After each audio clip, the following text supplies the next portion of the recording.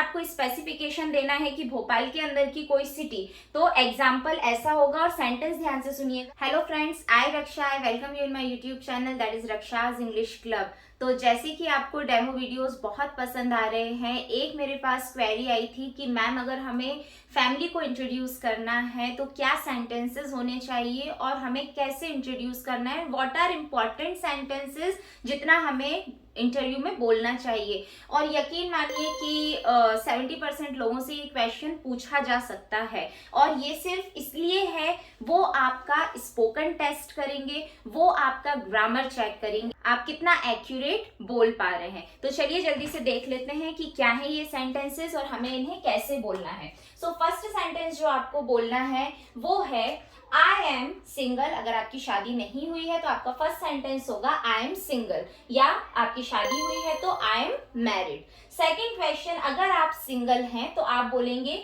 I live in nuclear family और I live in joint family. अगर आप married हैं तो सेकंड सेंटेंस जो आपका होगा वो आपके हस्बैंड नेम होगा और वो क्या करते हैं वो होगा, तो वो सेंटेंस होगा माय हस्बैंड्स नेम इज, जो भी नाम है, एंड ही इज, या तो आप उनका पोस्ट बोलेंगे अगर वो किसी कंपनी में है या किसी इंस्टीट्यूट में है और आपको पोस्ट नहीं बतानी है तो आप बोल सकते हैं he is in Allen city और whatever you want, whatever the status is there. Okay, then third sentence होगा आपके फैमिली का डिस्क्रिप्शन, आपके फैमिली में कौन कौन रहता है। तो देखिए देयर आर माई, अगर सिंगल है तो सेंटेंस होगा there are my father, mother, my younger brother in my family, like this you can speak. और आपकी प्रायोरिटीज के अकॉर्डिंग आप इस सेंटेंस को खुद से भी फॉर्म कर सकते हैं। ओके, देन अगर आप मैरिड हैं तो फिर क्या होगा, there are my father in law, mother in law, जेठ को क्या बोलते हैं,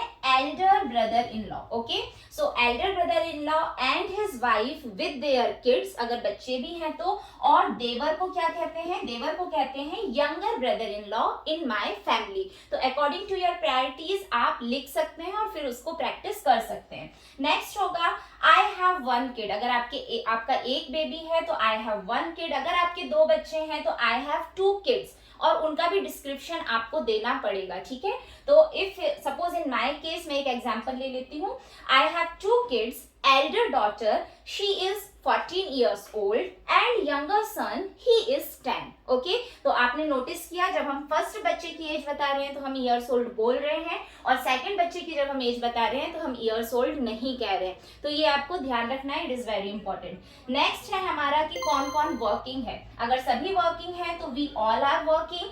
कोई एक मेंबर अगर वर्किंग है, only my husband is working, only my father is working, only my brother is working. इस तरीके से ये सेंटेंस होगा।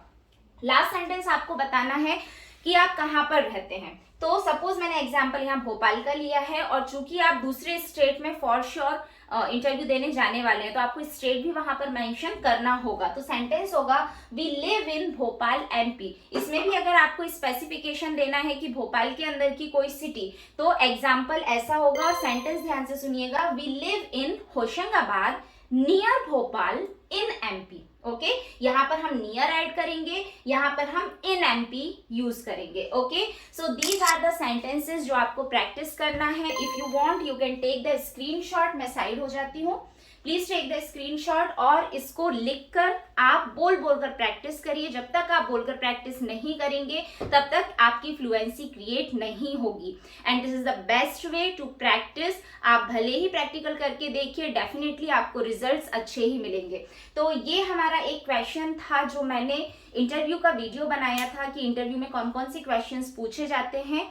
अगर आप चाहें, अगर आपको चाहिए तो मैं उसका भी डिस्क्रिप्शन में लिंक मेंशन कर दूंगी। और कोई क्वेश्चन भी हैं जिनके आंसर्स आपको नहीं आ रहे हैं या आपको उन पे भी सेंटेंसेस चाहिए कि उनका आंसर हमें कैसे देना होगा, please do comment in the comment box. Definitely I will bring the video for you. I am always there to help you out for the KVS PRT interviews. Till then, stay tuned with me, and for that, don't forget to like, share, and subscribe my channel. That is Raksha's English Club. Thank you.